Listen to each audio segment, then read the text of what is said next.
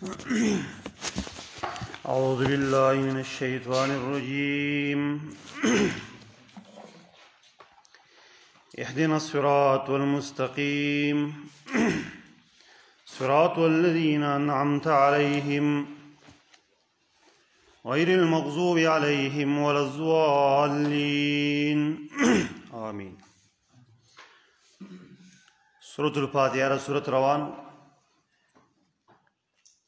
په دې صورت کې مخکې دعوه ذکر شو، په هغې باندې دلایل بیان شو او بیا وروسته په هغه دلایلو باندې یو دوه ثمرات او دوه نتیجې مرتب کړې چې هغې ته ویلی کېږي عبادت او استعانت.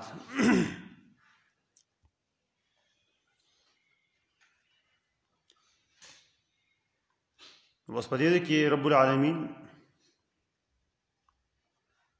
مومنان ته اصل کې خپل دعا ورخایي. تاسو به څه غواړئ د رب العالمین نه؟ هر کله چې تاسو د الله اسماء الحسنا وسیله کړه الله ته، نو په دغه اسماءو باندې څه غوښتل پکار دي؟ اوس په دې مقام کې هغه ذکر کوي چې هغه هدایت د صراط مستقیم. دارنګه مخکې آیاتونو کې اقرار د عبودیت ذکر شو د مسلمانانو چې ایاک نعبدو، یا الله موږ ستا بندګي کوو خاص، او دارنګه د مؤمنانو احتیاج بیان شو و ایاک نستعین په دغه جمله کې. اوس په دې جمله کې اصل کې رب العالمین د مؤمنانو د عبودیت اظهار کوي، د غیر ښکاروالی کوي.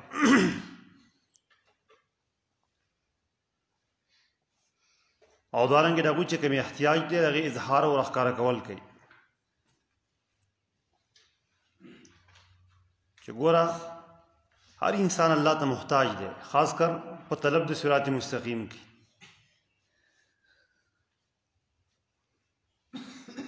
دویم دا جمله اصل کې د آیات جواب دی سوال مقدر دپاره. مخکې مؤمنانو فرمایل چې وایاک نستعین، یا الله موږ خاص ته امداد غواړو. دوی ته ویلي شو چې ګوره ستاسو سره په څه کې امداد وکړو؟ نو دارنګې جواب راغی چې اهدنا الصراط المستقیم، یا الله موږ ته نیغه لاره وښیه، په صراط مستقیم کې د موږ سره استعانت وکړي. دا اصل کې جواب دی سوال مقدر. د دې وجې نه دې مقام کې عطف نه دی راوړی، که کوم دی کې جوابي او دارنګې د هغې لپاره سوال مقدري، نو په هغه مقام کې عطف نه راوړی کېږي، حرف عطف عطر کولی شي، پرېښودلی شي.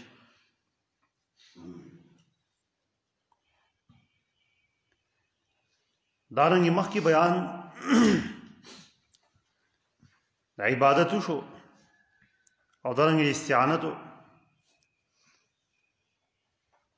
اوس په هغې باندې د مضبوطوالي او د دوام او د همیشهوالي دعا الله ذکر کوي چې تاسو په دغه عبادت باندې او په دغه استعانت باندې دوام د الله نه غواړئ، همیشهوالی غواړئ. د یو بندګي کول دي، بل په هغې باندې همیشهوالی دی چې انسان په هغې باندې تر مرګه پورې همیشه واوسېږي. په دې جمله کې اوس دوام ذکر کېږي او استقامت ذکر کېږي، همیشهوالی.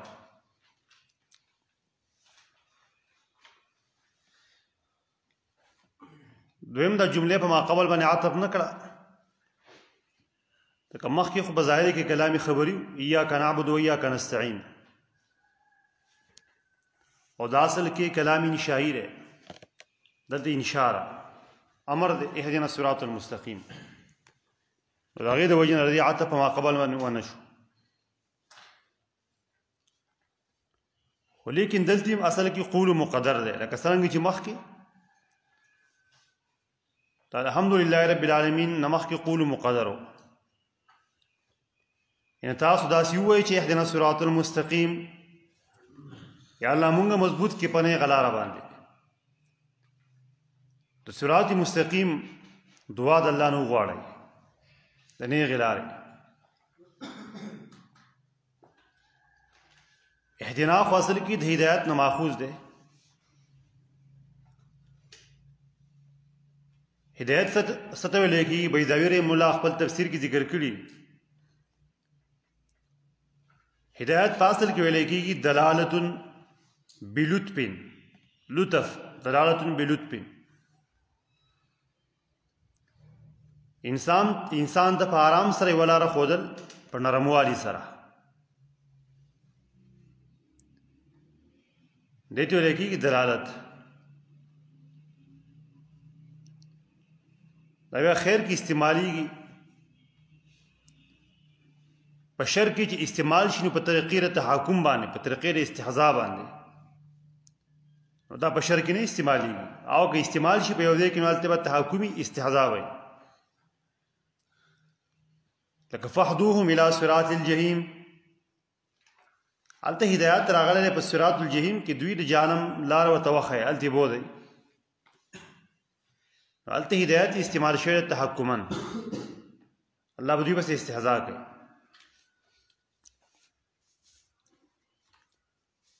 بیا هدایت دا متعدی کېږي دوو مفعولو ته. اول ته خو بذات متعدی کېږي، په صله کې څه نه راځي. او دویم ته متعدی کېږي په واسطې د اله سره، په صله کې اله راځي. فهدوهم الى صراط الجحیم،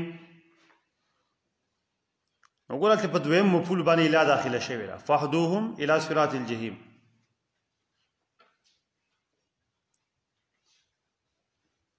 او کله په دویم مفعول باندې لام داخليږي، لام. الحمد لله الذي هدانا لهذا وما كنا لنهتدي. وګوره الحمد لله الذي هدانا لهذا، هدا دویم مفعول دی او په هغې باندې لام داخل شو. اول مفعول د بذات متعدي دی. کله کله دویم مفعول ته هم بذات متعدي کېږي، دویم مفعول ته. لکه په دې مقام کې اهدنا الصراط المستقیم، صراط مستقیم ته بذات متعدي شوی دی. نا یو مفعول له صراط مستقیم دا دویم مفعول دی. د استعمال لپاره درې طریقې شوي. دویم مفعول ته کله متعدي کېږي په اله سره، کله په لام سره، او کله بذات.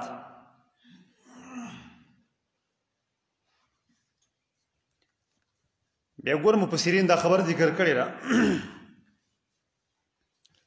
کله چې هدایت دویم مفعول ته بذات متعدي شي، په صله کې حرف جر رانه وړی شي، بیا په دې کې اصل کې معنا د ابانت ته، د جداوالي معنا پکې ده، ابانت. او دارنګې نو دلته معنا څه شو؟ مونږ ته نه غړاره راښکاره کا، د راښکاروالي معنا ده. ابانت ویلی کېږي ښکاروالي ته، پورې راته راښکاره کا. نو دې سره هغه سوال هم ته پوه شو چې ګوره مؤمنان ته خو الله هدایت کړی دی، بندګي د الله کول او د الله نه خاص امداد طلب کول، دا هدایت دی. نو جواب دا دی چې ګوره نه، دوی د اهدنا دویم مفعول ته بذات متعدي کو. څه معنا؟ د هدایت مونږ ته نور هم راښکاره کا، دا معنا نور یې ته هم راښکاره کا. ځکه په ایمان کې زیاتوالی راځي که نه؟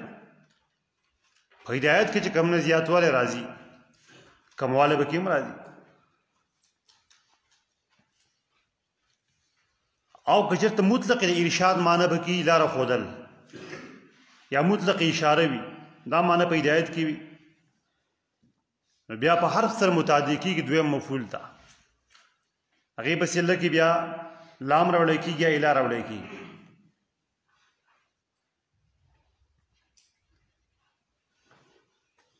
بیا ګوره آیا په هدایت کې دا خبره شرط ده چې په دې کې به ایصالي للمطلوبي، مطلوب ته سړی رسول، دا خبره په دې کې شرط ده؟ نه، دا صرف د معتزله قول دی چې په دې کې به ایصالي للمطلوبي، مطلوب ته به خامخا انسان رسوي.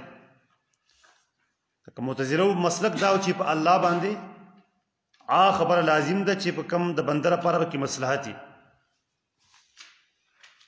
دا قول مردود ده. د هدایت په تعریف کې دا شرط نه دی، ګوره ایصال للمطلوب دا شرط پکې نشته دی. بس هدایت ویل کېږي ارشاد ته، لارې ښودلو ته، مطلق ارشاد ته ویل کېږي، ایصال پکې شرط نه دی. بیا چې کله هدایت د ارشاد په معنی سره شي، یعنی ارشاد الحق، حق ته لاره ښودل، دا په دریو طریقو سره مستعمل دی قرآن کریم کې. اوله طریقه دا ګوره چې دویم مفعول ته په اله سره متعدي شي. دا سورة النحل کې راغلي 121 نمبر آیت کې، سورة شورا کې راغلي 52 نمبر آیت، سورة انعام کې راغلي 87 نمبر آیت او 161. سورة النازعات کی مراغلی دی 19 نمبر آیت. گورا پدی ذکون کی سمانا مراد بل تا دا حق لار خودل، حق لار بل تا خودل. بیا برابر خبر دا که دا سڑے پا دا لار بنی روان شیو که روان نش، سیپ لار ورطو خودلش که پا لار بیازیو کنزی، او بیا برابر خبر ده که مقصد ته ورسیږي او که ونه رسیږي. یوی په دې معنی سره استعمال شوی بل ته لاره ښودل، که بیا سړی په لاره روانېږي او که نه روانېږي، که مقصد ته رسیږي او که نه رسیږي. یو طریقه خو دا ده. دویمه طریقه دا چې هدایت متعدي شي په لام سره. دا سورة البقرہ کی راغلی مستبین انشاءاللہ راشی 213 نمبر آیات، سورة اسراء ہم نمبر آیات،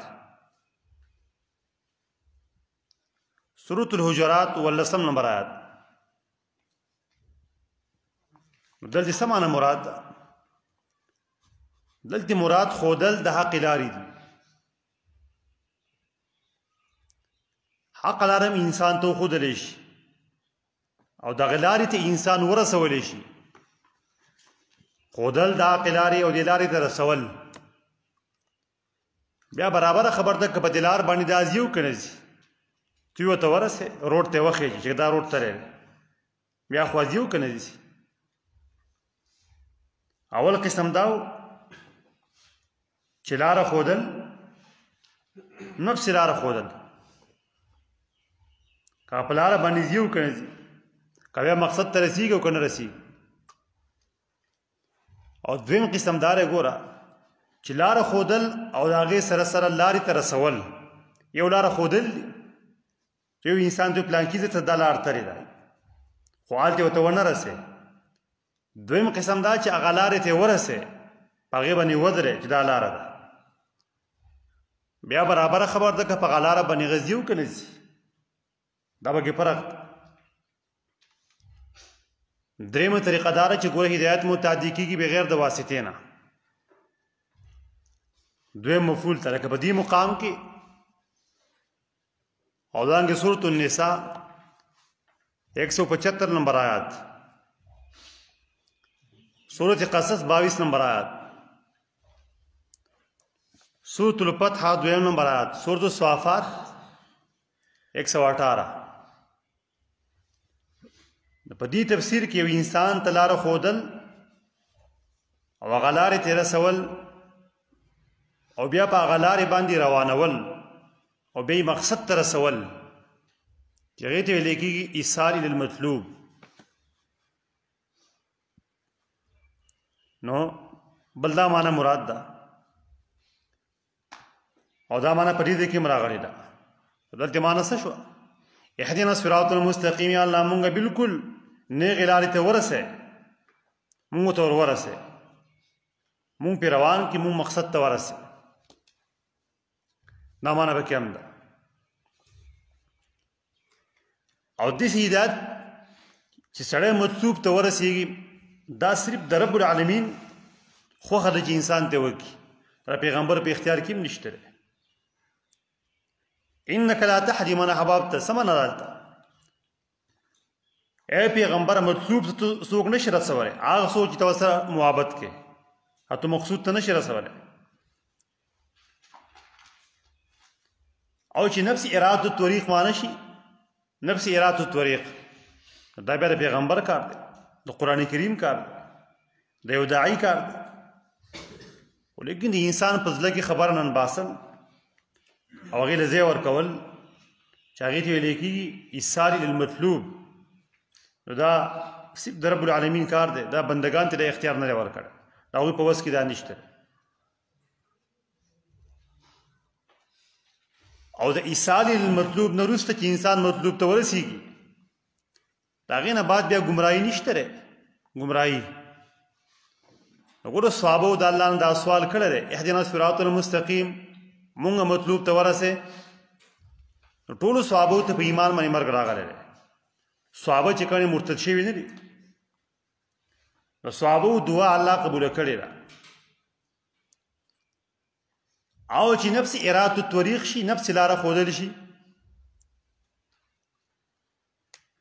نغې نه بعد بیا ګمراهي راتلی شي واما ثمود فهدیناهم فاستحبوا العمل الهدى الله فرمایي سمودیان ته موږ لاره ښودلې وه هغوی لونوالی په هدایت باندې غوره کړو هلته اراده الطريق معنی ده نفس لاره ښودل اراده الطريق د هغې نه بعد ګمراهي چې کوم دی راتلی شي بیا ماده د هدایت په قرآن کریم کې 298 کرت راغلی 298 کرت 298 کرت دا مستعمل دا ماده قرآن کریم کی بیا د هدایت ډېرې معناګانې دي اوله معنا الدلاله على الطريق المحسوسه انسان ته محسوسي لارې ښودل چې په سترګو لیدلی کېږي الدلاله على الطريق المحسوسه دا معنا سورت انعام کې راغلي 97 نمبر آیات کې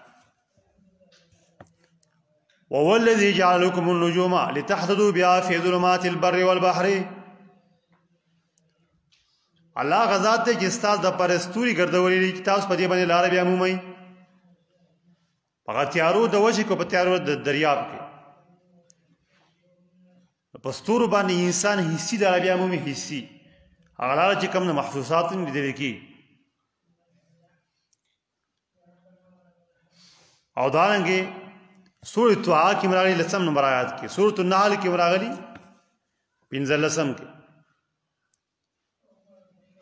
او سورة زخرف کې راغلي 10 نمبر آیات کې دویم د هدایت معنی ده الدلاله على الخير الشرعي الدلاله على الخير الشرعي دلالت په خیر شرعي باندې دلالت په خیر شرعي باندې خیر شرعي باندې دلالت چاته یو خیر خودل دته ویل کېږي هدایت په دې معنی سره مستعمل ان هديناه السبيل اما شاكرا واما كفورا ان هديناه السبيل اما شاكرا واما كفورا ګور مراد د سبیل نه چې کوم نه خیر شرعي دی مونږ انسان ته خیر طرف ته لاره ښودلې ده اوس خپل اختیار دی که مني که نه مني سورة داد 3 نمبر آیات دریم معنی ده الدلالة على الشر الدلالة على الشر یو انسان ته شر طرف ته ښودنه کول دا تحکمن استعمالیږي استهزاء لکه مخکې ذکر شو فهدوهم الى صراط الجحیم جهنم طرف ته بودی حالت هدایت استعمال شو لیکن دا تحکمن استعمال شعر سورة صافات 23 نمبر آیت سلورم چې کوم دی علم معنا مور کې علم قال نكروا لها عرشا ننظر وتحتدي ام تكون من الذين لا يهتدون سلیمان السلام وی ګورتا سودتا دي دا تخوته نشنا کوي بدل کوي پاوصاب کی تغییر راولي مونږ ګورو اتحت دي سمانه اتعلم دا پوي حالت مراد هدایت نه علم ده سورة النمل 41 او احقاب یو لسم نمبر آیات کې راغلي 11 پنځم التبیین للعقل عقل طرف تلار خودل عقل تلار ورول التبیین للعقل یو شی عقل تواضح کول سورة العراب کې راغلي دي سلام نمبر آیات کې 100 اولم يحذر الذين يرثون الارض من بعد اهلها اولم يحذر الذين هذه سمانه شو یعنی اخلق چاغوي زمکه په میراث کې وړي روسته د اهل د زمکه را د دوی عقلونو پر خبره باندې کار نه کړي دا خبره عقل ته نه واضح شي حالت معنی تبیین للعقل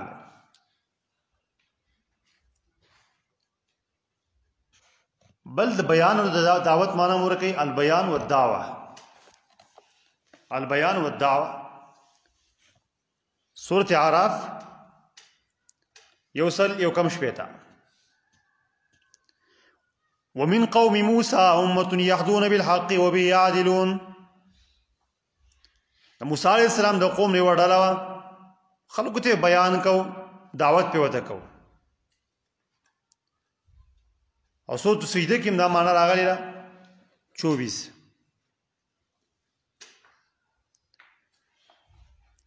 کله کله ہدایت رسول تم ویلے کی رسول وما منع الناس ان يؤمنوا اذ جاءهم الهدى التي مراد هدانا نبی علیہ الصلوۃ والسلام مراد سورة الاسراء 94 نمبر آیت سلور نبی اتم اصل کی ہدایت ویلے کی الوحی للتوحید توحید طرف توحی کول توحید طرف تا الوحی للتوحید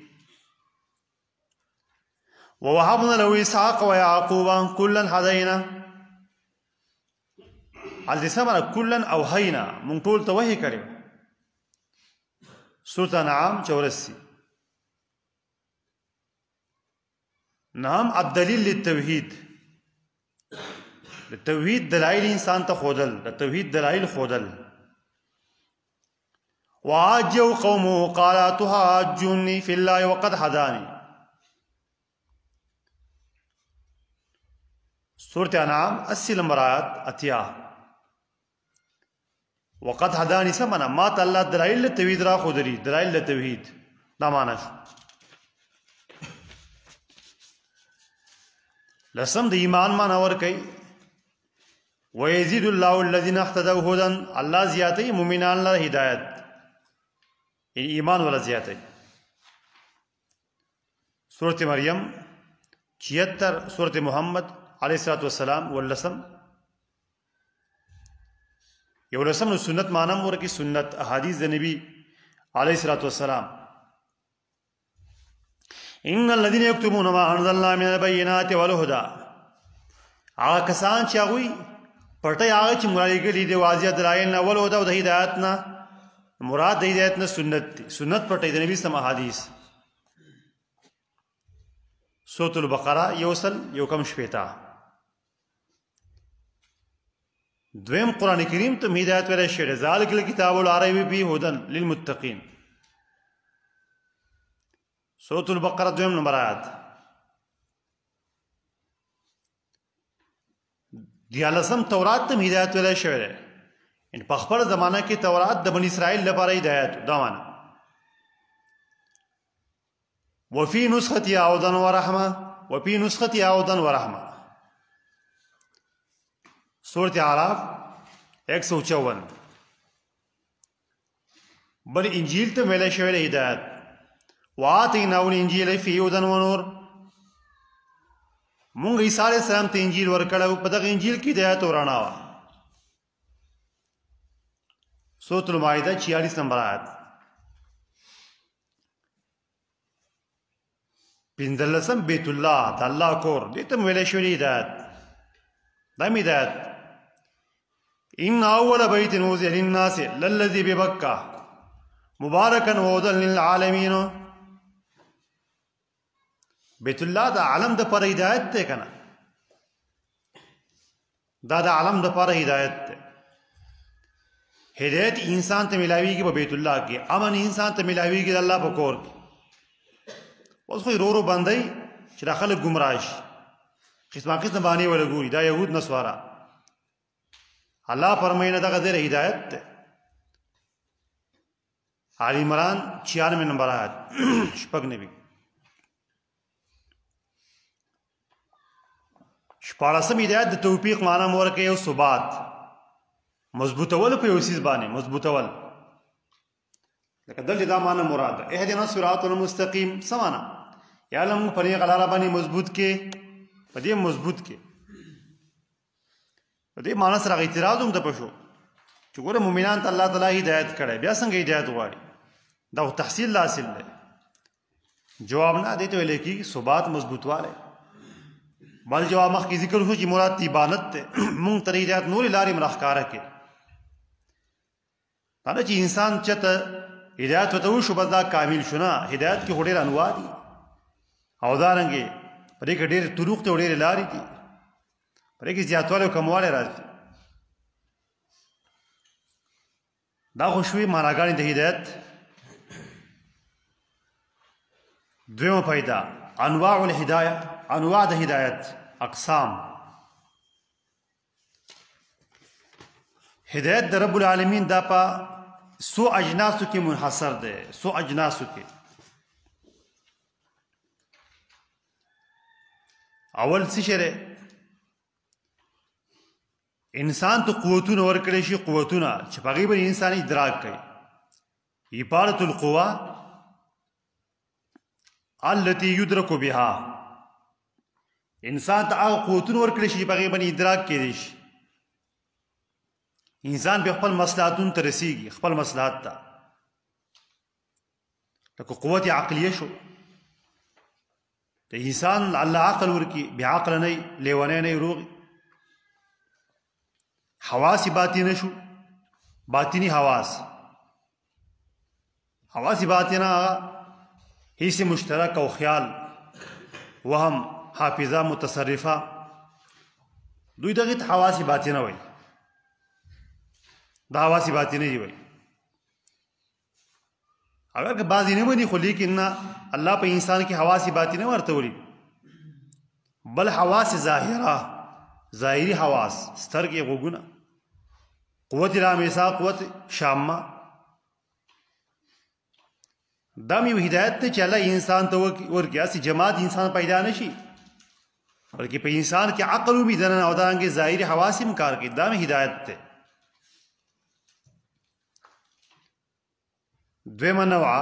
دویم قسم نسب الدلائل الفارقه بين الحق والباطل ودرول د هغه دلایلو چې هغه فرق راوستون کړي په بین حق او د باطل کې وبین الصلاح والفساد او په بین د صلاح کې په بین د فساد کې دا مې هدایت ته چې الله کله بندگانو ته چې د حق او د باطل په منځ کې کم دلایل دي نو هغه ودرولې دي انسان په حق او باطل پیژني انسان په خوبت پیژني الله دلایل ودرولې دي اسمانونه الله ودرولې دي کنه سمکه غوړول الله غرونه په کار ته ولې په دې باندې انسان حق پیژني رب العالمین په پیژني د الله توحید دریم قسم د هدایت هدایت به ارسال الرسل علیه الصلاۃ والسلام د پیغمبرانو پر علیګلو باندې هدایت کول بندگانو ته الله په هر زمانه کې پیغمبران علیګلو داوی اختتام یو کو په محمد علیه الصلاۃ والسلام باندې او بیا د نبی سم نور رب العالمین علما پیدا کړ سلورم قسم ده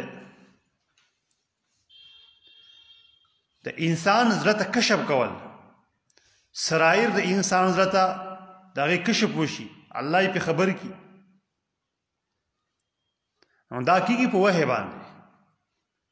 پیغمبران ته الله کشف کوي په واسطې د وحی باندې. وحی ورته راولېږي، جبریل ورته راولېږي، په کومو خبرو باندې چې خبر نه وي په هغې باندې خبر کړي. دا کشف دی، دا کشف په وحی سره. یو سړی خراب خوبونه ویني، وایي ما ته کشف وشو چې پیاز میاز یې خوړلي دي ماښام بیا وده شي، ګډوډ خوبونه ویني، وایي ما ته کشف وشو. یې حلوا زیاته کړي بیا ورته کشف وشي. او بله خبره دا کشف نه دی مراد، یا دا کشف په الهام سره وي.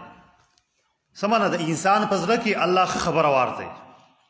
الهام د الله طرف نه دی.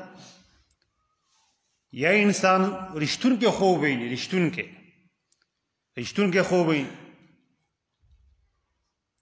نو وایي خو پیغمبران ته کې الهام دا نیکانو بندگان ته هم کېږي. رښتونکی خوب چې کوم دی نو دا عام خلک ومیني، نیکان بندگان. اولئک الذین هدی الله فبهداه مقتده. الله خپل پیغمبر ته فرمایي دغه پیغمبران دوی ته الله تعالی هدایت کړی، دوی ته الله وحی کړی وه.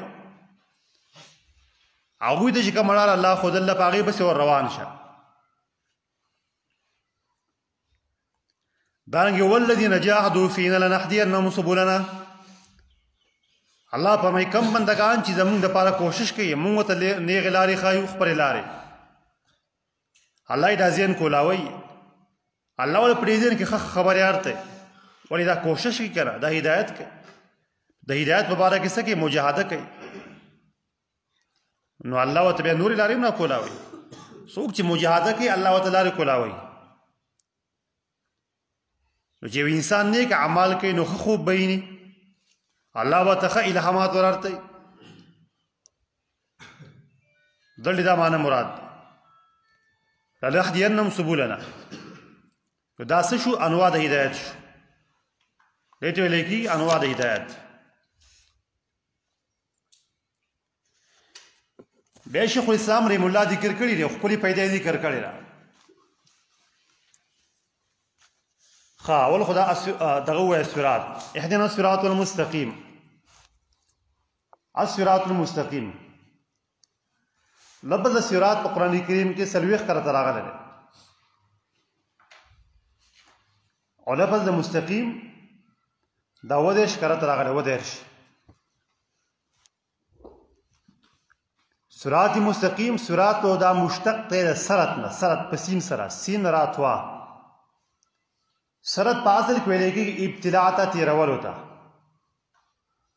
تېرول انسان یو شی تیر کړي دې ته ویل کېږي سرت. د طریق ته هم صراط ویل کېږي. ولې؟ کوم کسان چې په دې باندې ور تېرېږي نو هغه تېروي، ولیکن بیا دا سین په سواد باندې بدل شو نو صراط ته جوړ شو. سین په سواد بدلېږي. ابن عجیب شافعي کې ذکر کړي دا حروف چې په یو بل باندې بدلېږي، صراط ته جوړ شو. الصراط المستقیم. مستقیم د استقامت نه ماخوذ. استقامت ویل کېږي برابرتیا ده. مونږ ته نیغه لاره وښیه. ځکه لارې خو ډېرې زیاتې دي، مستقیم ذکر کو نیغه لاره. صراط مستقیم څه ته ویل کېږي؟ صراط مستقیم په دې کې خو ګوره دلته مفسرینو مختلف مصداقات لیکلي دي، خو مخکې مونږ ذکر کړي چې بعضې داسې چې صرف الفاظ مترادفي مختلفې معنی وایي. یو قول دا چې مراد د صراط مستقیم نه الطریق المتوسط بین الافراط والتفریط. هغه لاره مراد ده چې په کې افراط او تفریط نه. الطریق المتوسط بین الافراط والتفریط. افراط هم قبیح دی، تفریط هم قبیح دی.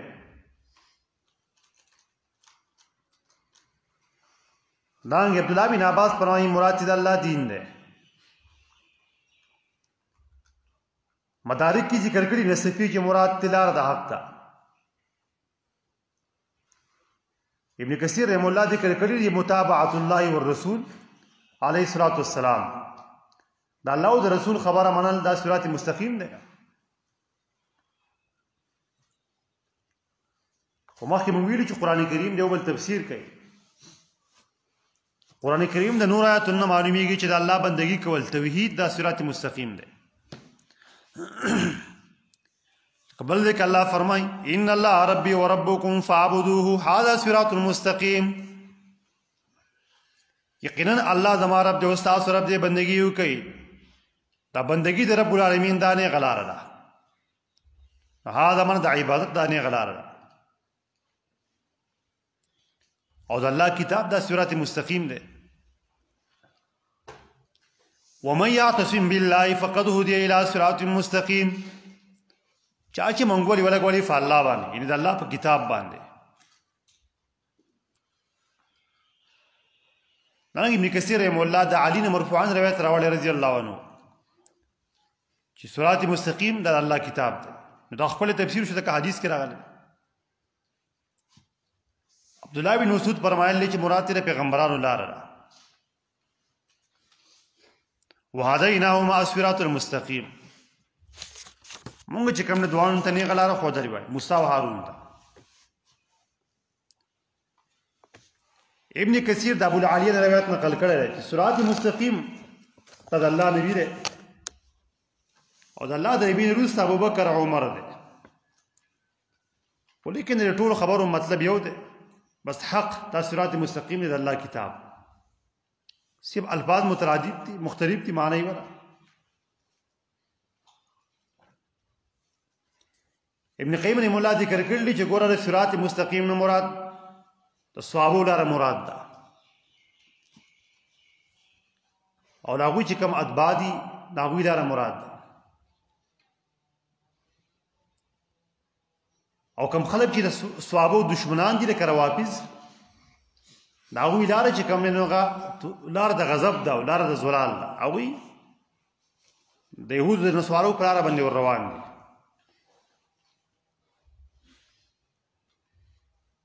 بیا ګوره په دې جمله کې اهدنا الصراط المستقیم په دې جمله کې اصل کې رد دی په شیعاګانو باندې پر روافضو باندې.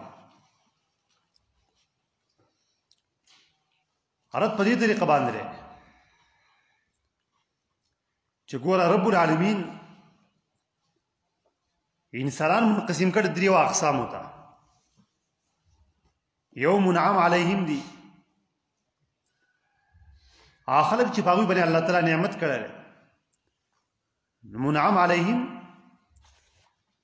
هغه خلق دي چې حق پیژندل او په حق پسې روان دي. او بل مغضوب علیهم دي نو مغضوب علیهم هغه خلق دي چې حق پیژندل دي خو لیکن بیا حق پرې خو دي. او بل زوالون دي زوالون هغه خلق دي چې هغه په حق نه پوهیږي نو خطا شوی دي. نو هغه څوک چې په حق باندې ډیر پوهیږي او په حق پسې ور روان دي نو دا ډیر اولاري په صراط مستقیم باندې چې الله وي د صراط مستقیم وروخای. او ګور د نبی سم صحابه په هغه کې د صفات ډیر په اعلی مرتبه سره موجودو. دا خبره خو محال چې صحابه دي بلاری شوی په حق نه پوهیږي او روافض دې حق پیژندل. صحابه دې صراط مستقیم نه پیژندل او روافض دې پیژندل. دا خو محال خبره ده. صحابه دا دعا کړې ده الله په دې لار روان کړی دي. نو څوک چې صحابه خلاف نه غوړي صراط مستقیم نه ګرځېدلي دي. د دې وجه نه سلف د صراط مستقیم تفسیر 50 سره کړي په ابوبکر او په عمر سره رضی الله عنهم. مقصدی بری تفسیر کې اصل کې رد کولې په شیعاګانو باندې چې دا خو ګوره محال خبره ده چې شیعاګان په صراط مستقیم باندې روان شي او صحابه ته الله تعالی په غیبه هدایت ونکړي. او حال چې سوال صحابه کړل او صحابه دعاګانې الله قبول کړي. په دې جمله کې اصل کې رد شو پر روافض باندې چې روافض په صراط مستقیم باندې دي صحابه په صراط مستقیم دي. بیا صراط مستقیم د هدایت د پاره لس مرتبه دي. صراط مستقیم د هدایت د پر لس مراتب دي چې کله انسان ته مراتب حاصل شو بس هدایت وته وشو. اوله مرتبه چې کوم هدایت د علم او د بیان ده، هدایت العلم والبیان، چې الله یو انسان ته علم او توخی حق او توخی او د حق مبارک هغه ادراک ورکی. انسان ته علم خودلی شي، بیان د حق وته وشي او په حق باندې مدرک وګرځي، ادراک د حق کولی شي. یو مرتبه دار ان هدایت العلم والبیان عالما بالحق مدرکا له. دویم دا چې ګور دې سره سره الله انسان پر حق باندې قادر وګرځي، ولې چې انسان ته اسی حق کار شي، ولیکن چې انسان اوس په حق باندې انسان قدرت نه، انسان په خپل باندې قادر به نفسي نه، الله انسان ته قدرت ورکړي په حق باندې. وی دریم مرتبه دا چې انسان ته حق اراده وکړي، حق ته ولیدو تا الله قدرت درکو پاغه باندې، دریم تو راغي اراده وکړي، الله تعالی راغي مرید وګرځي اراده کوونکې. ولې ډېر خلک دي الله ته قدرت پاک باندې ورکړي دي، علما دي پاک باندې پوهیږي، ولیکن دا اراده نشته لري. سلورم دا چې انسان دا کو کوونکې وګرځي، دا به انسان وایي زما اراده شته لګه، یو خاص اراده لیکل دي، بل هغه حق کول دي. اصل کې انسان بالفعل هغه حق پای کې ځان استعمال کی. پنځم مرتبه دارا چې په دې حق پر انسان همیشه وګرځي، په دې باندې انسان ثابت قدم شي. شپږم مرتبه دارا چې څومره موانع دي او دانګې کوم عوارض دي، موانع او عوارض هغه انسان نه واړولی شي. ولې چې انسان ته مخې ته موانع او عوارض دي، بیا هم انسان ته پوره هدایت ونه کېږي.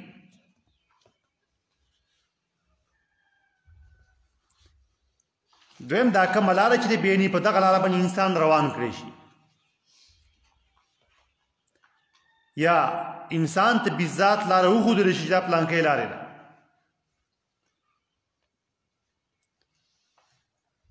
بل اتم دا چې پرې لاره کې کوم مقصود دغه انسان ته ښکاره کړی شي چې په دې لاره باندې ځه، همدغه مقصود ته به ته رسې، او هغه مقصود به انسان د تنبیه او خبرداری مور کړی شي. وایي نه هم دا چې د انسان هغه فقر، الله انسان ته د انسان هغه فقر راښکاره کړي چې ګوره ستا فقر دی، ستا ضرورت دی دې لارې ته، ته دې ته محتاج یې.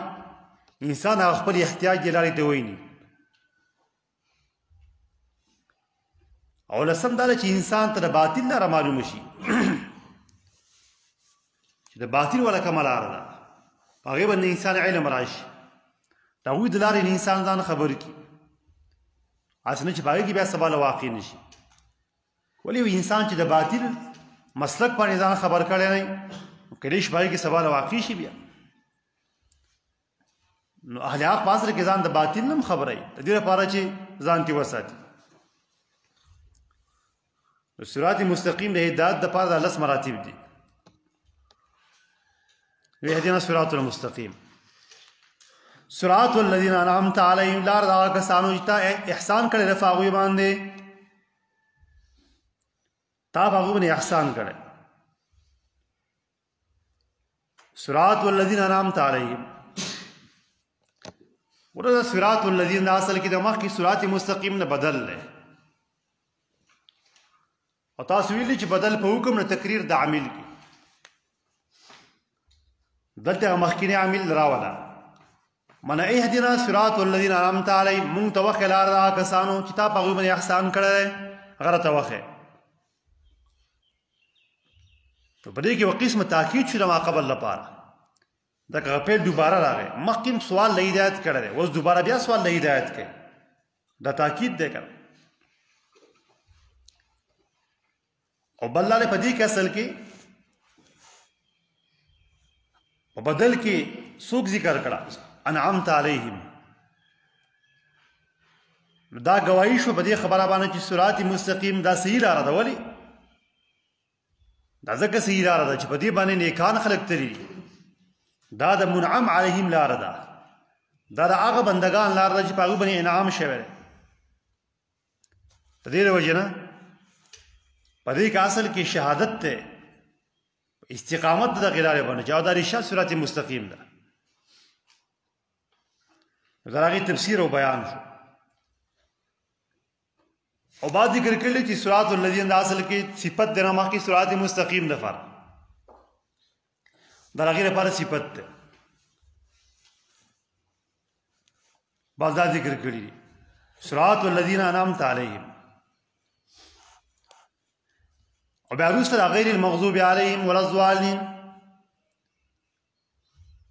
په دې غیرو کې اصل کې یو قول لاره چې دا غیرو مجرور وي غیر المغضوب. د دې په جر کې بیا درې وجوهات دي. اول آیات اعراب ذکر کو بیا وروسته د معنی باس. یو قول دا مجرور ذکر چې دا د مخکې الذین بدل واقع شوی دی. صراط الذین انعمت علیهم غیر المغضوب غیر اصل کې د مخکې الذین بدل له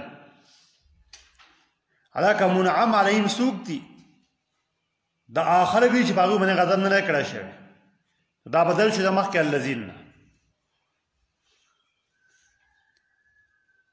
دویم قول چې دا غیر المغضوب علیهم دا علیهم د هم ضمیر نه بدل واقع شوی دی.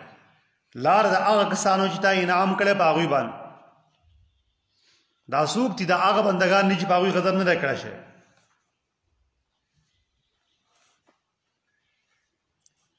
دریم قول چې غیر المغضوب د اصل کې د مخکې الذین د پاره صفت واقع شوی دی.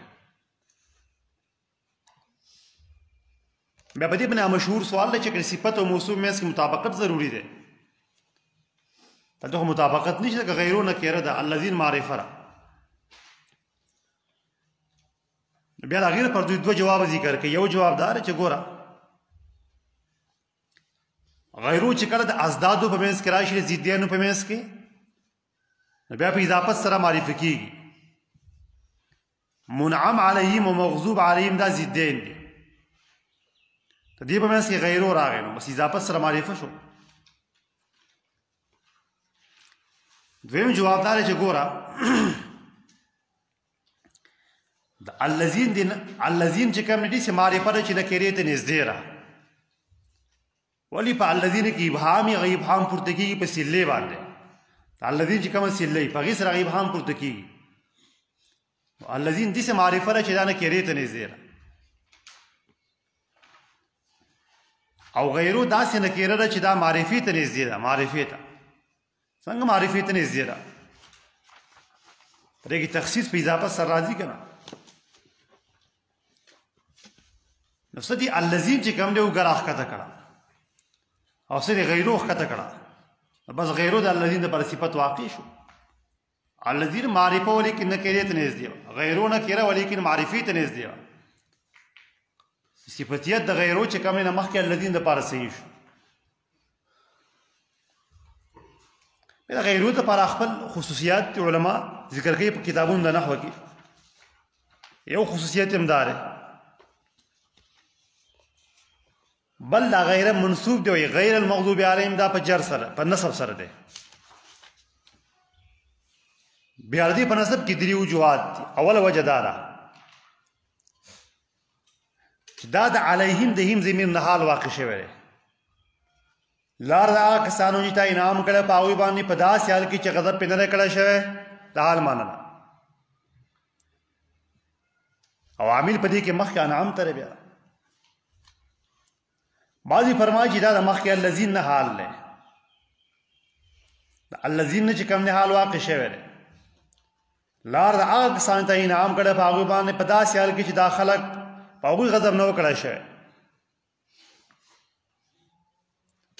ولیکن په دې ترکیب باندې اشکال دی چې ګوره د مضاف الیه خال نه واقع کېږي. د مضاف الیه نه د مضاف الیه حال نه واقع کېږي. او بل چې دلته مضاف الیه د مضاف په ځای قایمېدی هم نشي او کم مضاف الیه چې د مضاف په ځای باندې قایمېدی شي بیا د هغې نه حال واقع کېږي لیکن دلته الذین د صراط په ځای نشي قایمېدی لکه صراط مستقیم خو خلق نه وي بلکې صراط مستقیم د منعم علیهم لاره ده دا وجه کې کمزوري ده بل قول الله چې دا منصوب دی دا استثناء واقع شوی د مخکې الذین منصوب بنا بر استثناء یا دا مستثنا د مخکې علیهم دیم ضمیر نه بل قول الله چې دا منصوب دی فعل مقدر دی من اعنی غیر المغضوب علیهم ولا الضالین لاره کسانو چې دا انعام کړي په هغوی باندې زقس کوم په دې سره خلک چې په هغوی باندې غضب نه کړی شوی دلته مخکې عنی مقدر دی عنی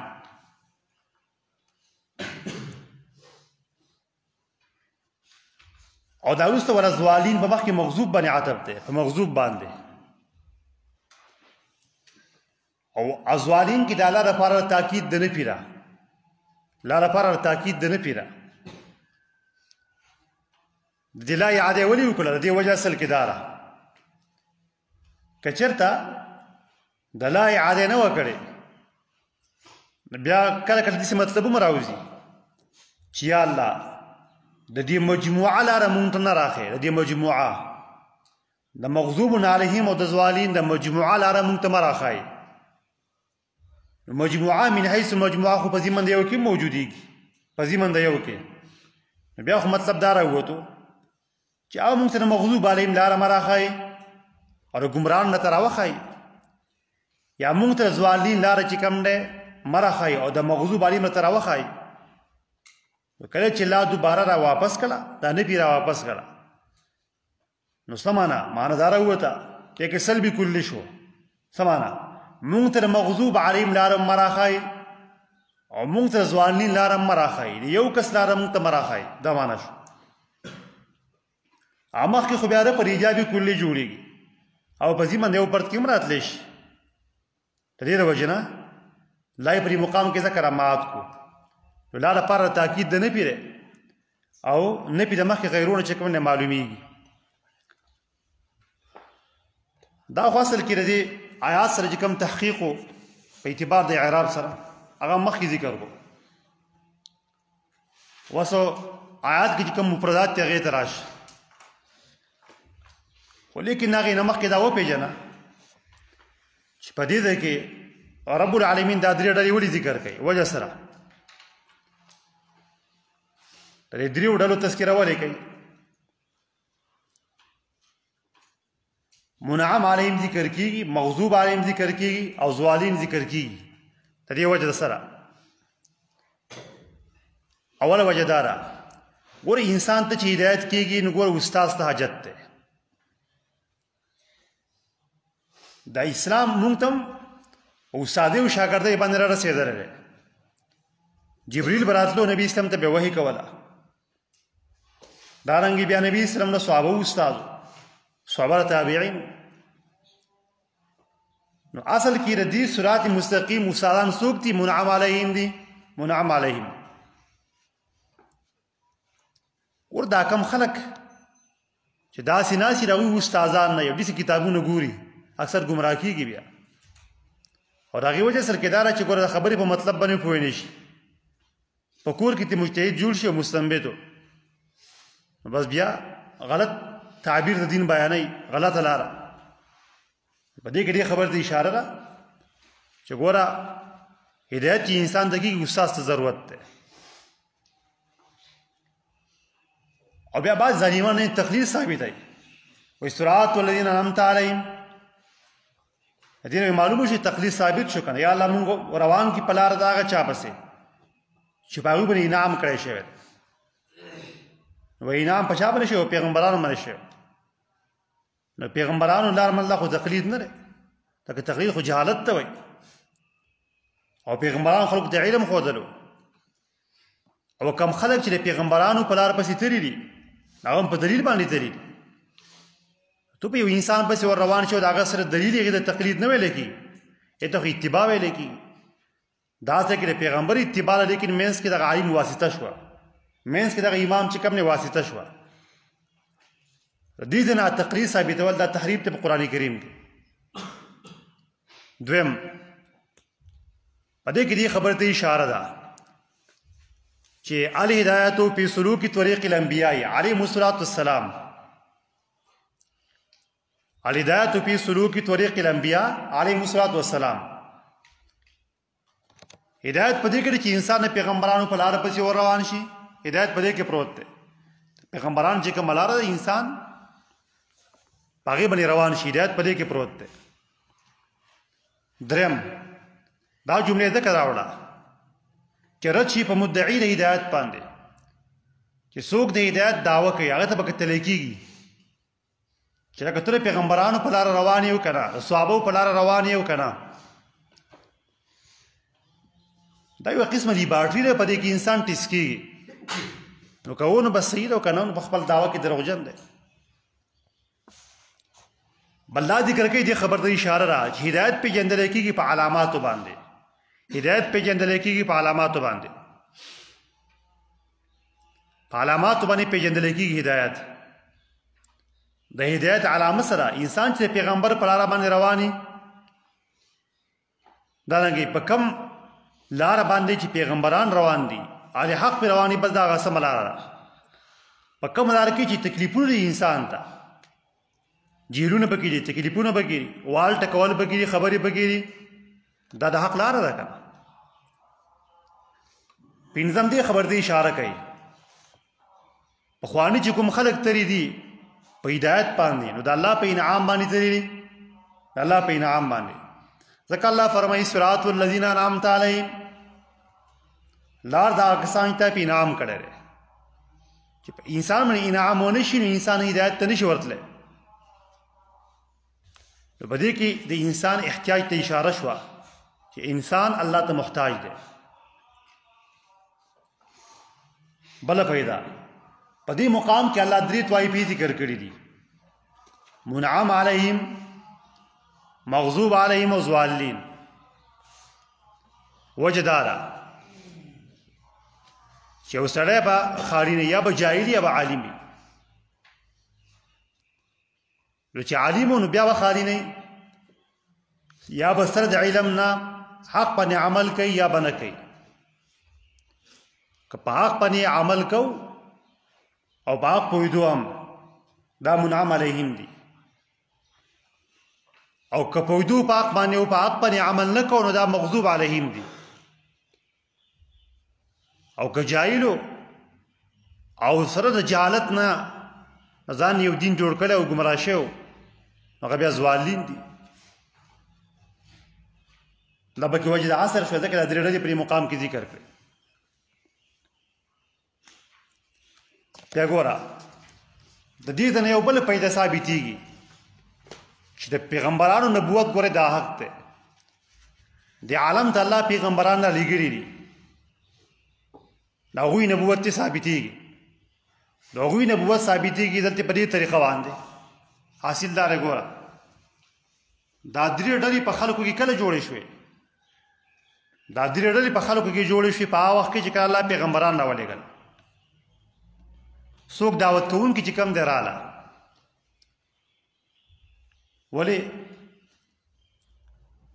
د دعوت نه مخکې چې کوم نه اختلاف نه و اختلاف کله پیدا شو چې کله پیغمبران رااله دا درې ډلې جوړېدل دا دلیل پر خبره باندې چې دې عالم ته پیغمبران راغلي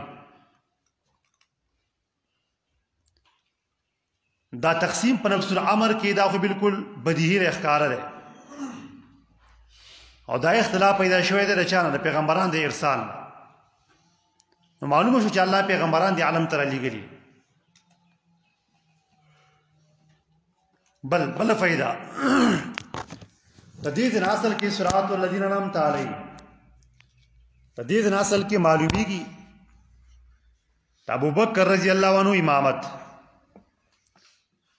چې ابو بکر رضی الله عنه راغی امامت بالکل صحیح و په دې طریقه باندې چې الله فرمایي صراط الذین انعمت علیہم لار د منعم علیہم تراوخه او د منعم علیهم تفسیر قران کریم په بل ځای کې کړی دی. د هغوی تفسیر په صدیقین سره شوی دی، په شهدا سره شوی دی، په صالحینو سره شوی دی. او دارنګې په احادیثو کې ابوبکر ته صدیق ویلی شوی دی. اول تصدیق د الله د نبی ابوبکر کړی رضی الله تعالی عنہ، ځکه صدیق دی. نو ګوره طریقه د استدلال داسې شوه چې د منعم علیهم تفسیر په صدیقین سره شوی دی او ابوبکر چې کوم دی صدیق دی. نو ابوبکر منعم علیهم شو، علیه شو، منعم علیه. چې ابوبکر منعم علیه شو نو دا هغه لاره چې کوم دی صراط مستقیم شو. ولی د منعم علیهم لاره چې کوم دی نو هغه صراط مستقیمي.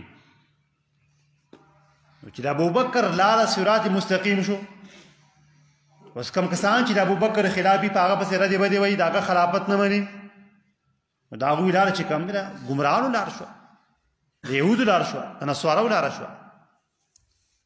د دې وجې نه روافض اصل کې د یهودو دلیلان دي، د هغوی لاره خلکو ته ښایي او د هغوی دعوت چې کوم دی خورئ. نو په دې ځای کې اصل کې د ابوبکر خلافت ثابت شو. د صراط معنی خو مخکې ذکر شوه. صراط والذین، الذین خو اسم موصول دی، تاسو نحو کې ویلي. الذین جمع نه مفرد د دې چې کوم دی الذی راځي، او د الذین په اصل کې الذین دی. الذین یو یا پکې حذف شوې ده چې احتمال ساکنین را نشي. په ټول احوالو کې الذین ویل کېږي. بعض عرب چې کوم نه په حالت رفعي کې الذیون وایي، الذیون. بعض عرب داسې وایي. او الذین جمع مذکر د پاره راځي. انعمت علیهم، انعمت ماده د نعمت په قران کریم کې یو کم نبی کرته ذکر شوی دی. یو کم نبی انعام څه ته ویل کېږي؟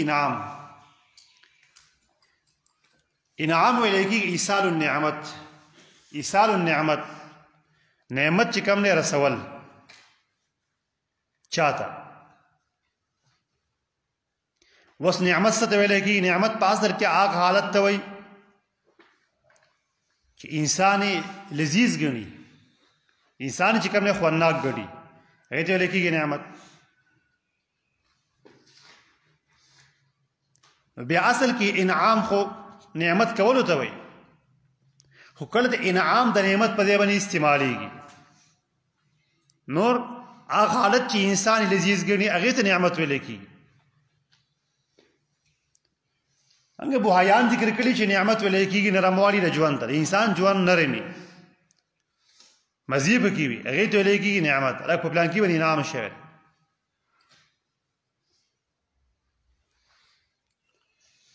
بیا نعمت تعریف دار وي. بل تعریف منفعة تقضى إلى الغير بطريق الإحسان عليه.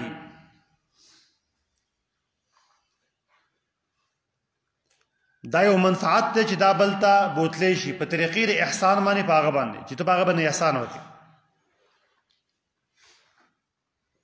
لا يقصد فيها انتفاع المنعم نفسه، نه شخص کېدی په دې کې هغه انتفاع د منعم خپل نفس ته. نعمت کوونکي په دې کې ځان ته پیدا نه ورکوي بلکې غیر ته پیدا ورکوي.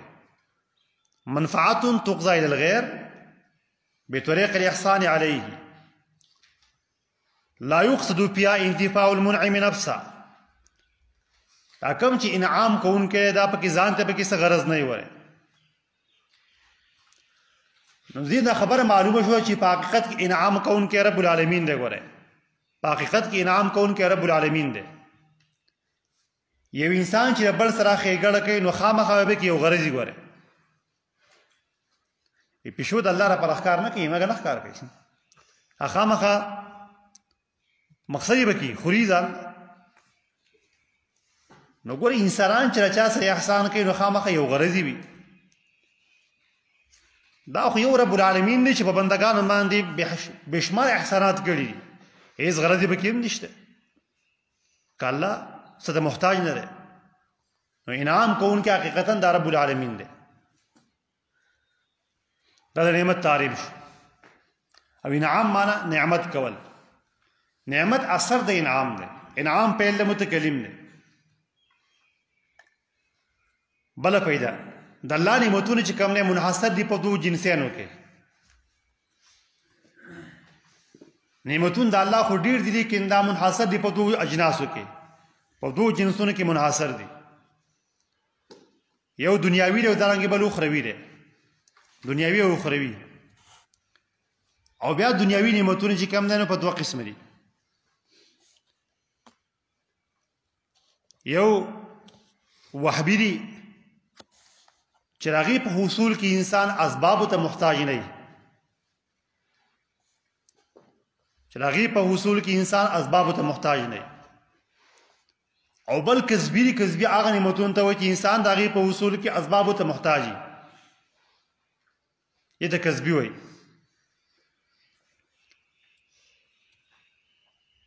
او بیا وهبي نعمتونه په دوه قسم دي یو روحاني دي چې تعلق د روح سره ساتي لکه په انسان کې الله روح ورته ولري بلکې ټول حیواناتو انسان ته الله قوتونه ورکړي دي باطني او بل جسمانی دي چې ظاهري بدن سره او جسد سره تعلق ساتي لکه انسان ته لاس ورکېدل خپې غوږونه سترګې حواس ظاهره او دارنګې صحت د بدن کمال د بدن کمال د اعضاء دا ټول جسمانی نعمتونه دي او دا داسې نعمتونه دي چې دا چا په اسبابو باندې نه دي حاصل کړي بلکې الله انسان د روح ورکړي انسان د مور په رحم کې او دا اعضاء الله ټول ورکړي دا ټول چې کوم دي وهبي دي او بیا کسبي نعمتونه په دوه قسم دي کسبي یو روحاني دي هغه نعمتونه چې انسان یې کسب کوي هغه هم دوه قسم دي یو روحاني دي لکه تزکیه د نفس شوه خپل نفس د رذایل نه پاکول خپل نفس په ښو اخلاقو باندې ښایسته کول دا کسبي نعمتونه دي او په کسبي کې روحاني دي او بل جسمانی دي کسبي لکه خپل بدن ښایسته کول خپل لباس اغوستل او دانګې او نور اسباب د ډول چې کوم نه استعمالول سړی بیل اسباب د ډول استعمالوي ښځې بیل استعمال دا کسبي دي ارجو اخروي نعمتون یو اخروي نعمتون دا چې انسان ته بخښنه وشي او الله جنت ته ور داخل کړي دا اخروي نعمت دویم تقسیم دا سره شیخ الاسلام رحمه الله ذکر کړی چې ګوره نعمت د الله دوه قسمه ده یو مطلقه ده بل مقیده ده مطلقه او مقیده مطلقه معنی چې کامل نعمت کامل من کل الوجوه دا خو نعمت د اسلام ده دا نعمت د اسلام دا کامل نعمت ده او دلته هم دغه نعمت مراد ده مونږ ته وخت لار دا کسان ته په انعام کړل ته ته صحیح عقیده ورکړي اسلام دی ورته ورکړی او دا نعمت الله مؤمنان ته ورکړی دی کافران ته نه ورکړی بدلوا نعمت الله کفرا دوی خو بدل کړی او دویم نعمت هغه مقید دی لکه صحت شو مالداري شو پراخي شو جاه مرتبه شو دا مقید نعمت دی دا من کل الوجوه نه دی دا ختمېدونکی دی داسې نعمتونه الله مؤمنان ته ورکړي کافران ته ورکړي دواړو ته ورکړي دې کافران مؤمنان دواړه شریک دي ټول پکې شریک دي دلته مراد د نعمت نه نعمت مطلقه مراد ده کامل نعمت مراد ده چې اسلام ده لکه خبر را بغوي ذکر کړی دی چې مننت عالم بالهدایت والتوفیق هغه بندگان چې تا په هغه باندې احسان کړی هغه ته هدایت کړی او توفیق دې سمې لارې ورکړی توفیق اکرامه ذکر کړل دی چې تاوله مضبوطواله په سم لار باندې ورکړی صراط والذین انعمت علیهم ای بیا منعم علیهم سوق دي دې مصداقات سوق دي نعمت پچا باندې شوی دی. نو ربیع بن انس ذکر کړي چې مراد دا منعم علیهم نه پیغمبران دي علیهم الصلاۃ والسلام. پیغمبران هغه څوک دي چې الله ولا په ایمان باندې مضبوطواله ورکړي. عبد الله بن عباس فرمایي چې مراد دي قوم د عیسی او قوم د عیسی موسی مراد دي علیهم السلام. د موسی او د عیسی علیهم السلام قوم مراد دي. خدا هغه وخت چې کله دوی خپل دین نو بدل کړي، تغییر په خپل دین کې نه راوړي. بل خواندار عبدالرحمن فرمایي چې ګوره مراد د دینه نبی علیه الصلوۃ والسلام مراد دی او دانګي دغه صحابه ملګری. ولیکن ګوره د منعم علیهم تفسیر قرآن کریم بل دغه کړه لري من النبیین والصدیقین والشهداء والصالحین وحسن اولئک رفیقا. علی تفسیر شوی پیغمبران دي رښتونکي، سوچ پیغمبران تصدیق کوي، شهدا دي، نیکان دي.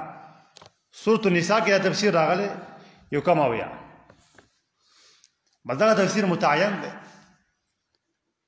غیر المغضوب علیهم من الارض، کسانو چې غضب کړی شوی په هغوی باندې، ولا الضالین من الارض، ګمراهانو. مغضوب خو د غضب نه ماخوذ دی. غضب په لغت کې ویل کېږي شدت ته، سخواری ته. عرب فرمایي رجل غضوب، دا هغه انسان ته چې اخلاق ډېر خراب وي، بدخویه وي، سخت اخلاق وي، هغې ته ویل کېږي رجل غضوب. دانګې غضوب هغه مار ته هم وایي چې خبیث مار دی، الحیة الخبیثه. غضبه اصل کې غضبه هغه سختې کمرې ته هم وایي، غټ ټړ کمره یې ته هم غضبه وایي، هم سخته وي. چې په غر کې کلکه شوي وي هغې ته هم غضبه وایي. دغه شان غضبه هغه اوښې ته هم وایي چې هغه تریدونکې ده، هغه اوښه چې هغه تریدونکې هغې ته هم غضبه ویلی کېږي. بیا غضب څه ته ویلی کېږي؟ غضب وایي غضب تعریف دار ہے تغیر یحدث عند غلیان دم القلب.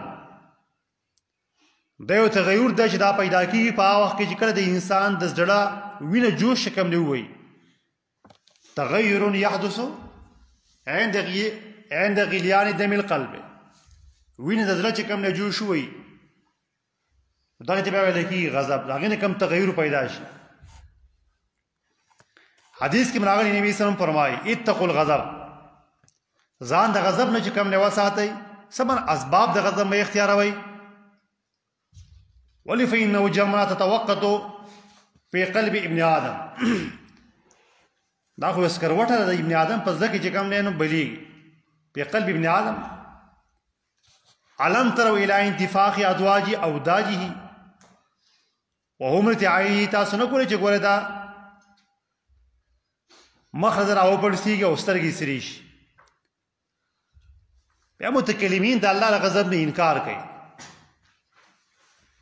او تعویلات کې پرېږدي کې چې ذکر د غضب دی مراد دی د انتقام اراده ده، د عصواتو نه د انتقام اراده اخیستل، ولیکن او انزال د عقوبت دی مراد دی، سزا په چا نازلول. لکه کشاف کې تعویلات کړي دي، ولیکن قرطبی رحمه الله ذکر کړي چې راجح قول دی چې غضب د الله صفت دی، څنګه چې هغوی د شان سره ښایي. غضب د الله د بندگان د غضب په شان نه دی. قرآن کریم کې غضب د الله صفت ذکر شوی، وغضب الله علیهم، الله په غضب کړی دی په صغیر فعل ماضي سره. ویحل علیکم غضبی، په تاسو پرې به زما غضب نازل شي. او حدیث کې راغلی دی ګوره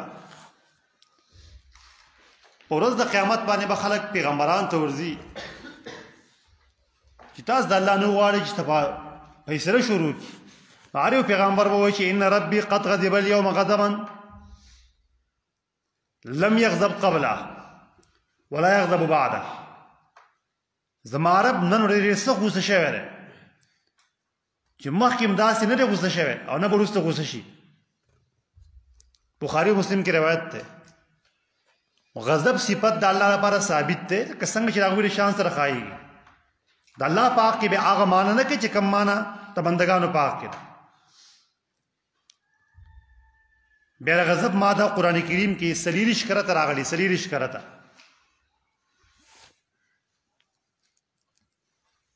اسباب د غضب څه دي؟ اسباب د غضب هغه کوم اسباب دي چې د هغې د وجې نه انسان باندې الله غوسه کېږي، بیا دې بدله اخلي، دغې ته غضب وایي. بدله اخیستل، انتقام.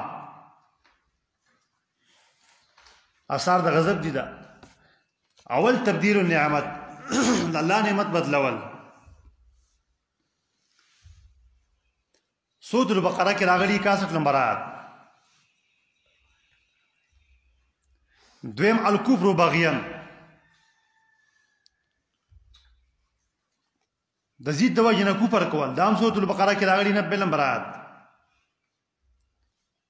دریم مومن قتل کول په قصد سره عمدن، سورة النساء کې راغلي 93. څلورم اسلام نه نفرت او دانګې په اسلام باندې طعن، النفرة عن الاسلام وطعن فيه، دا غضب سبب دی. سورة المائده 65. پنځم الابتراء علی الله تعالی، په رب العالمین باندې ابتراء تړل، دروغ تړل. دارنګې دام دا تقریبا اعراب کې راغلي دي، سورة اعراب کې. او بل چې کوم المجادله فی الاسماء الشرکیه، په اسماء شرکیو کې مجادله کول، بوتان ته ځان صفات ورکول، ملائکو ته. اعراف 70 مخکې تقریبا 70 آیاتو. وم الارتداد عن دین الله تعالی، د رب العالمین دین نه مرتد کېدل، د الله دین ارتداد دا سبب د غضب دی. سورة النحل 1 اتم التولی عن الجهاد، د جهاد نه اختل، سورة انفال 14. او نام مخالفت وعد الرسول، رسول د وعدې نه خلاف کول علیه الصلاة والسلام، سورة طه 80. لسم الطغیان پی رزق، پر رزق کی طغیان سرکشی، سورة طه 81. یولسم المجادلة فی اللہ تعالی، د الله مبارک جدال کول، سورة شورا 14. دولسم موالات الکفار، د کفار سره دوستانه کول، الممتحنه 12-14. مصداق د مغزو بارے میں څوک دي؟ غضب په چا باندې کړی شوی دی؟ مصداق د مغزو بارے میں اول مصداق یهودیان دي، او بیا هغه څوک چې په هغوی کې د یهودیانو صفات راشي، تعمیم دی پکې بیا. او دا تفسیر په حدیث سره راغلی. نبی صلی الله علیه وسلم فرمایي المغضوب علیهم الیهود والضالون النصارى. ابن کثیر په خپل تفسیر کې راوړی دی مغضوب علیهم چې کوم یهود دي او ضالون د نصارا دي. او د قرآن کریم هم د ډېر آیاتونو معلومیږي چې مغضوب علیهم یهود دي. وروسته به راشي سورة البقره کې بئس ما اشتروا به انفسهم ان يكفروا بما انزل الله بغيا ان ينزل الله من فضله على من يشاء من عباده فباءوا بغضب على غضب وللكافرين عذاب مهين. فباءوا بغضب على غضب مراد یهودیان. سورة البقره 90 نمبر آیات.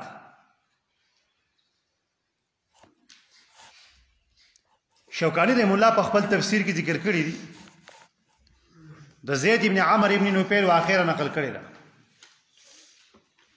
چې کله دوی او دا انګریزي ملګري شام ته لاړه، بس دیني طرف کوي چې په کوم دین روان شو. د نبي سم د بعثت نه مخکې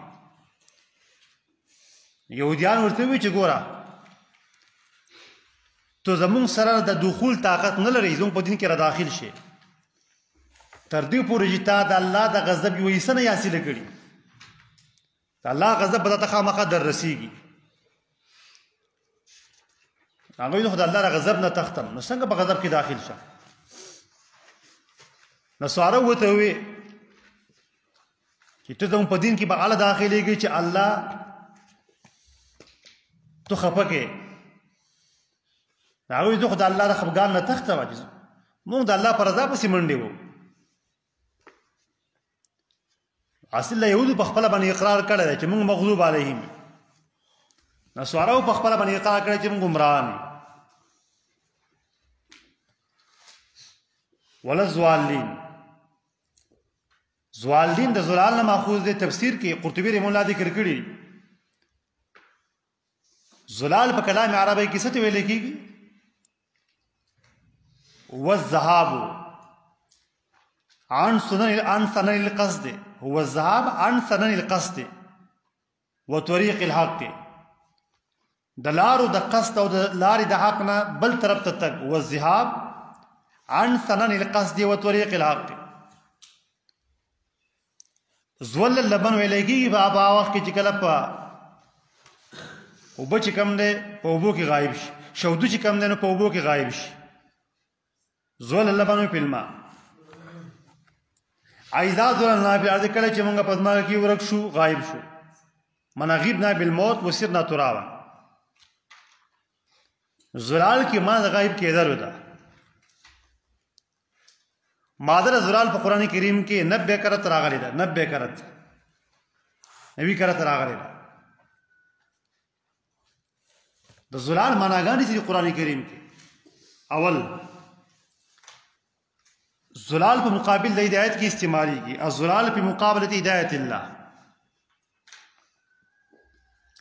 سورۃ البقره 14 دویم د نسیان معنی مورکې د نسیان سورۃ البقره 282 دریم عدم العلم بمصالح الدنيا انسان دنیا په مصالح باندې نه پوهیږي سورۃ یوسف علیہ السلام اتم سلورم د محبت معنی مور کې سورۃ یوسف 95 پنځم د اعمال بربادېدل حبط الاعمال سورۃ کهف 104 شپاړسم غفلت سورۃ طه 52 وم اعراض سورۃ الفرقان 43 اتم عدم العلم بعاقبه الشيء دیو شیز په عاقبت باندې نه خبرېدل عدم علم سورۃ شعراء شلم نام الغیبوبه پټېدل غایب کېدل الف لام میم سجده لسم چې کوم نه التحیر حیرانېدل سورۃ الضحى و نمبر آیات اسباب د زلال سری اسباب د گمراهی انسان د گمراه کوي وسه اسباب دي ځان دي انسان وسات اول تبدیل الکفر بالایمان ایمان انسان ورکی کفر والی سورۃ البقره 108 دویم عدم العمل بالعلم په علم باندې عمل نه کول سورۃ النساء 44 دریم التول یعنی اتباع الرسول علیه الصلاۃ والسلام د نبی سم د اتباع نه اختل سورۃ النساء 113 سلورم الصد عن سبیل الله د الله د لارې نه خلق بندول یا بندیدل النساء 167 پنځم چې کوم د کفر سورۃ النساء 167 شپږم الغلو فی الدین سورۃ المائده 77 وم اتباع الهوى په خواهش بس روانېدل سورۃ الانعام 56 اتم الاعتراض علی الرسول علیه الصلاۃ والسلام په نبی سم اعتراض کول سورة الاسراء 48.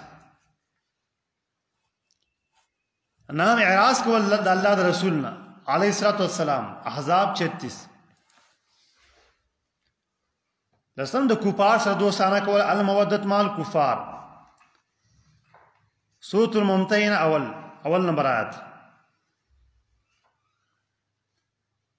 یو لسم اتباع الاکثریت، اکثریت اتباع کول یعنی جمهوریت. سورة انعام 14. او دولسم چې کوم دی چې استحباب الدنیا علی الاخره، دنیا په آخرت باندې غوړه کول. سورة ابراهیم 3. دیارلسم القنوت عن رحمت الله، د الله د رحمت نه چې کوم دی نه امید کېدل. سورة الحجر 56.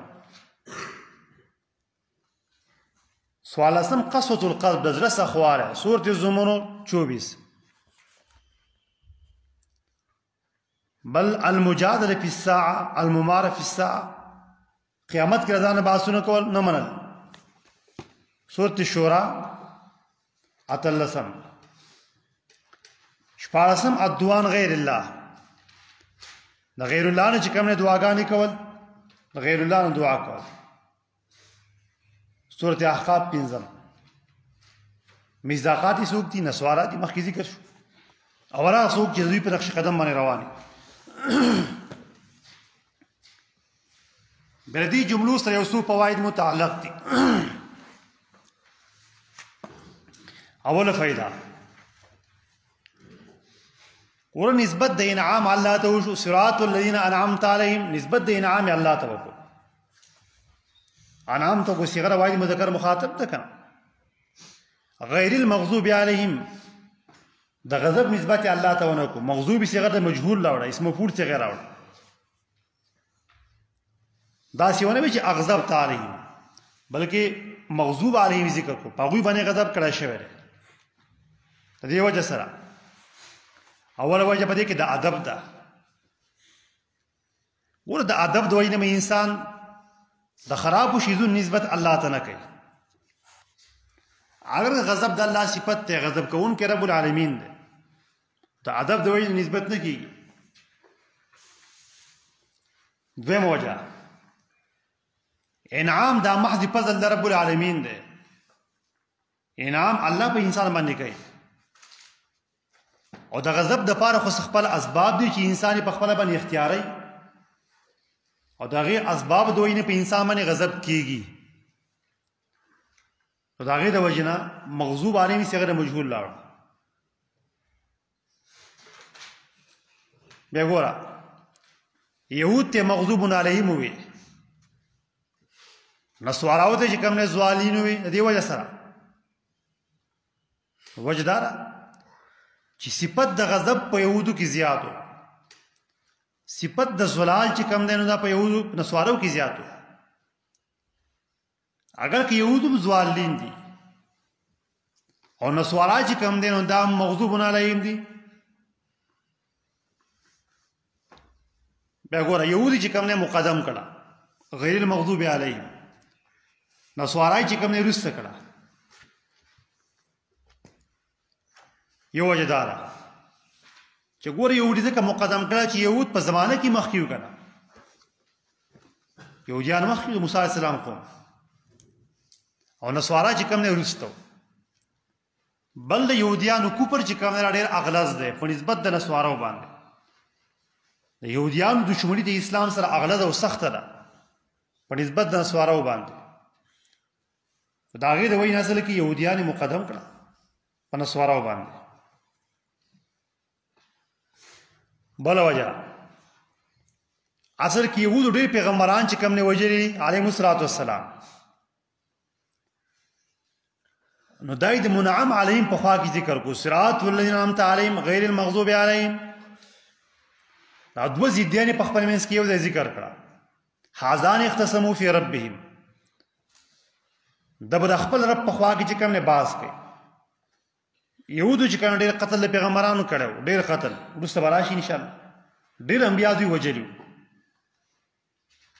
نو په دوی باندې الله ځکه غضب کړو چې د پیغمبرانو او د منعم علیهم دشمنانو نو څوک چې د الله د اولیاء سره دشمنی کوي پیغمبران سره الله په غضب کوي دې ته اشاره ده. بل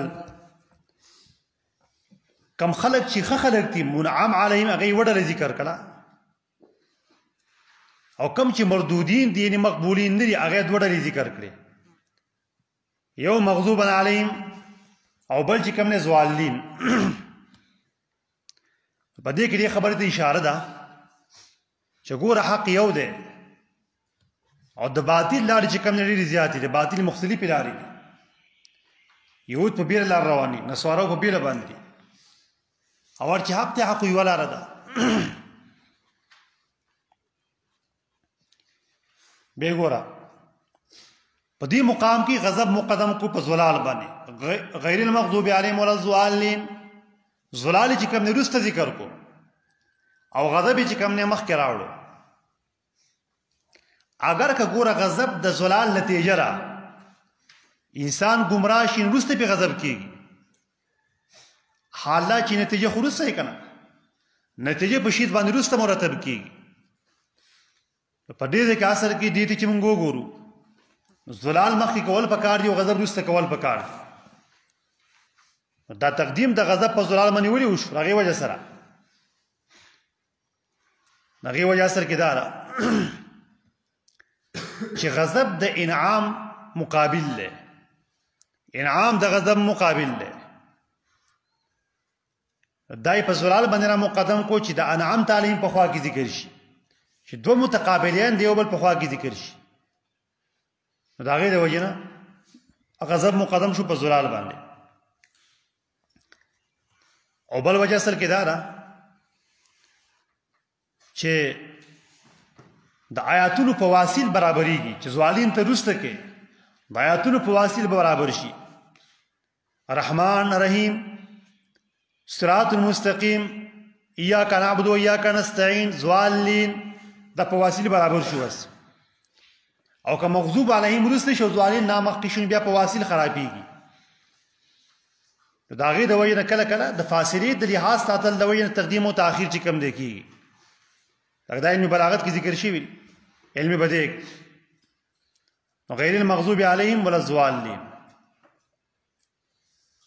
بیا آمین آمین د پادی په اخر کې ویل کېږي آمین.